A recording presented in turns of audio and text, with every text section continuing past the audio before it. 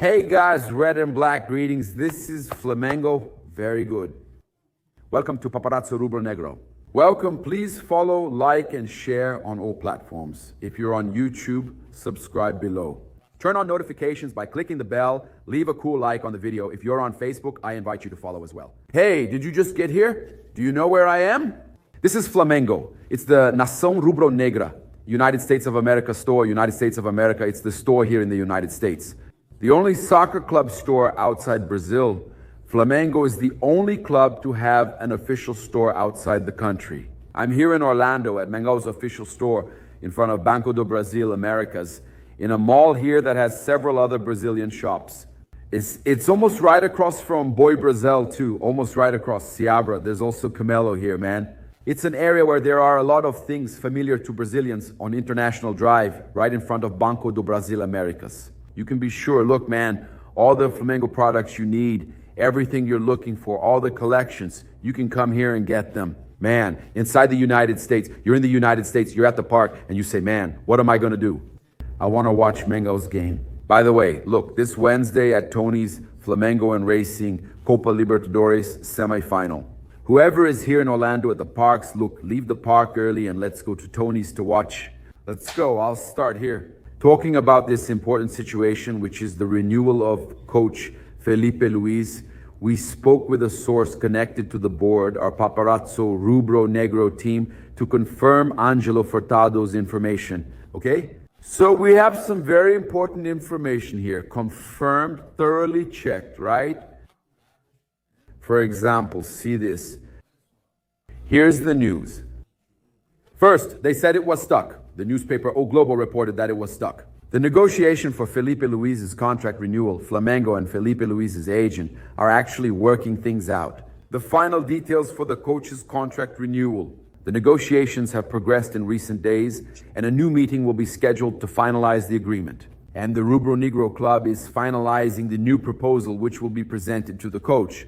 Confirmed information from Angelo Furtado. And the information I have is that Felipe is willing to renew and stay at Flamengo for at least 2 more years. It would be fantastic. I wish he would stay for 4 or 5 years. I trust Felipe a lot. I had a conversation with Felipe. After the Supercopa, the press conference ended and he left. Then he hugged and kissed his wife and kids before walking by, having just finished speaking. He said with him, it would be no different than any other coach. If he made mistakes, they'd want him out. Then I called and told him, Felipe, you're wrong.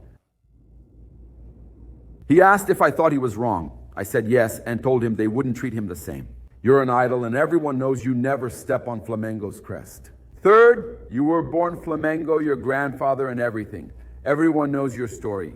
You will always be highly respected. They might criticize you, but only a few people may actually ask you to leave like they did with other coaches. But the way the others suffered, you won't suffer. He was kind of like that. Then I talked to him and he really liked what I said to him. He liked it a lot. And that's it. The guy is a Flamengo fan. He's an idol and he deserves all the time in the world. He's gaining experience, making some mistakes, but mostly getting things right and receiving more praise than criticism. So I really root a lot for Coach Felipe Luiz to continue at Flamengo. I'm very happy with Felipe Luiz's work. Look, we had Flamengo's little angel welcoming Racing's board at Gavia. Flamengo is different, right, man? Flamengo looks after the physical safety of rival fans. Do you see Palmeiras fans walking among Flamengo fans? The Argentine fans come here. There's less persecution than with other teams, which is great. Flamengo treats others that way. I hope that over there, Racing also treats Flamengo fans the same way. Racing fans will arrive in Rio de Janeiro with 100 buses for the match against Flamengo. They'll even have a fan fest there, this semi-final of the Copa Conmebol Libertadores. Look, they'll arrive with 100 buses then. The 4,000 tickets allocated to the Argentinians are sold out. There will be a special security plan and a designated gathering spot. A total of 85 buses will be escorted to Maracanã by the military police's Batalhão Especial de Policiamento. South American Football Confederation and Rio de Janeiro City Hall will also hold a fan fest at Terreirão do Samba downtown as a gathering spot for fans. The venue will have stalls and food trucks offering food and drinks. This information is from the newspaper O Globo. Look, let me show you how Flamengo is coming prepared. Flamengo is going to play, look here, Flamengo is going to play with the red and black jersey, white shorts, and where is it? Here it is, look. Red and black with white shorts, and Rossi in yellow over there, right? Fluorescent, yellow with orange, this uniform right here, okay? So Rossi plays with this uniform, and Flamengo in red and black, the players, right? In this case, the outfield players are in red and black with white shorts, red and black socks, and the referee is in orange, okay? And racing their traditional uniform, white and blue. It's likely that in both games, the teams will play with this setup, okay? It's very likely that in both games, the teams will play with this setup. Look, just so you know, Jorginho has converted 85% of the penalties he's taken in his career.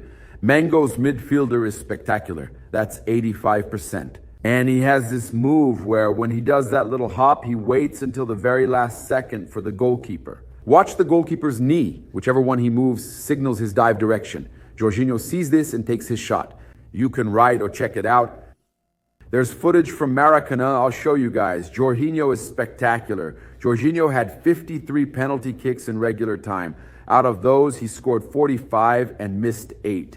Okay? Wearing Flamengo's jersey, he scored all 4 penalties he took, with 2 of them in regular time against Bayern Munich at the Club World Cup and versus Palmeiras in the Brazilian Championship, and 2 in shootouts against Atlético Mineiro, Copa do Brasil, and Estudiantes by Libertadores. It's the Maracanã profile. Posted. And I'm going to tell you guys, go follow there because, man, it's really worth it. It's really cool. It's Jorginho's goal. I'm going to mute the audio here because they put a really cool song. But there's copyright, right? Look, let me play it here for you guys. Let's go. I think you'll be able to see it here. Cool. It's amazing. Oh no, there's no music here. There's no music here. All right, let's go. Come on. Look at this. The image of Maracanã. Follow Maracanã there. Look.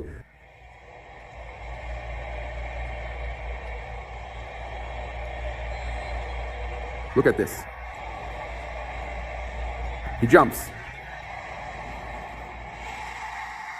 And after he jumps, the goalkeeper moves his knee. That's when you couldn't see the goalkeeper in the image, but I'm telling you, the goalkeeper moves his knee. And that's when he chooses the right side. He waits until the last moment to choose the right side. Amazing footage from the official profile. From the spectacular Maracanã. Jorginho. So, man, it's impressive, right? An impressive record of 85% success rate in penalties converted in the penalties he took, right?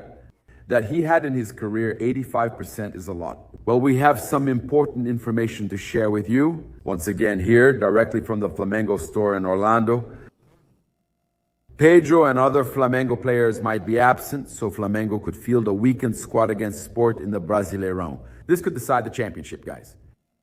Unfortunately, this kind of thing from the Brazilian Football Confederation is unbelievable. It's absurd what the Brazilian Football Confederation is doing. The Brazilian Football Confederation could decide the championship. I'm not going to root against Pedro because he's our star, our striker, and I really root for him. Is he in the World Cup? But Carlo Ancelotti noticed him. For the next matches of the Brazilian national team, their Federação Internacional de Futebol Association international friendlies in November. And I'll explain to you here why this is bad. It's great for Flamengo and Pedro. I really support him and want to see him in the World Cup. But the friendlies will be against Senegal in London, England, and Tunisia in Lille, France on November 15th and 18th, respectively. Okay, November 15th and 18th. And Pedro is back on Carlo Ancelotti's radar for the next call-up for these friendlies. So, what's going to happen on November 15th and 18th, right? Tunisia is the second game on the 18th, and the first game is in London against Senegal in England. Flamengo plays against Sport at Arena Pernambuco. Is that fight still going on? That moved from Ilha do Retiro to Arena Pernambuco. Flamengo faces Sport at Arena Pernambuco on the 15th. Guys, on the 15th, all the players called up for this Federação Internacional de Futebol Association date won't be able to play in this match. That settles it. The championship is flawed. The issue isn't calling up the player, it's the Brazilian Football Confederation. Who was authorized to schedule the Flamengo versus Sport match?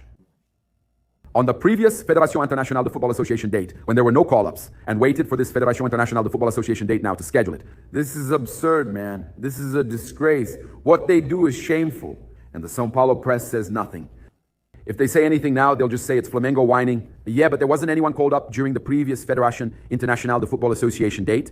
You guys kept training. Well, then you should have called them up during the previous Federación Internacional de Football Association date and let the guys play instead of calling them up now and not letting them play.